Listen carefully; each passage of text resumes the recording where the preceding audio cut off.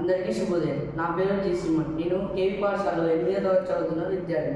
ఈరోజు నేను మంజీరా నది ప్రాముఖ్యత గురించి తెలుపబోతున్నాను. అమ్మ మంజ, ఎంత చల్లని దాని నువ్వు, ఎంత తీయని దాని నువ్వు. నీటి ప్రవాహం సవ్వడి వింటే చాలు రైతన్న నాలుగు పట్టుకొని ముందుకు సాగుతారు.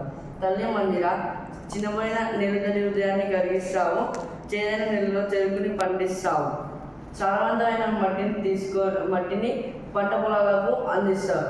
అమ్మ మంజీరా, పులింపు నిర్మించిన భాగ్యనగర హైదరాబాద్ వాసులకు తీయని చక్కెర వంటి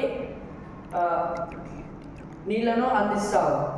అమ్మ మంజీరా, పల్లెటూళ్లను అమ్మలాగా ప్రేమగా లాలించి తాగునీటి వంటి అవసరాలను తీరుస్తావు.